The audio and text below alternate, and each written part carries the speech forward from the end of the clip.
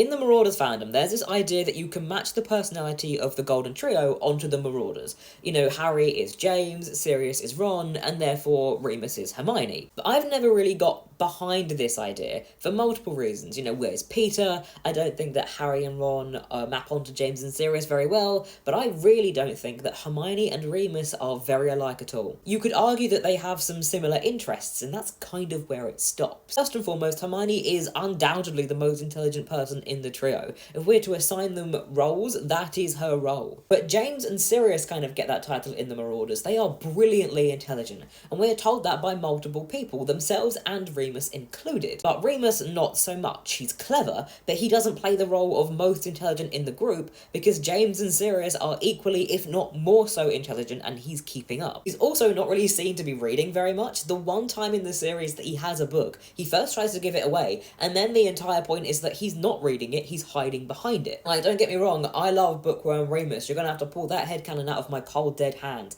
but it's not portrayed in the same way that Hermione's love of reading is portrayed. But honestly, neither of those two things are that important. What's most important to me is how they interact with the world. Hermione is incredibly principled. She stands on business 24/7. She's incapable of not standing on business, and it gets her into trouble in general, but also with her friends. She's constantly on Harry and Ron for something or other, whether right or wrong. Her principles guide what she does, and if her principles say, this is worth annoying your friends over, then she very much will. If she doesn't like something, oh boy are they gonna know about it. But Teenage Remus, and I'm using Teenage Remus because we don't see adult Hermione, so therefore it's not fair to compare them, he's not standing on any business at all. He likely holds similar principles to Hermione, but he's not doing jack about them. Instead, he sits by and lets things happen. He might occasionally make a face or something that will make James and Sirius feel slightly bad, but in his own words, he doesn't have the guts to tell them to stop, or when he thinks they're out of order, or to stand up to them. Remus is consumed, basically until the day that he dies,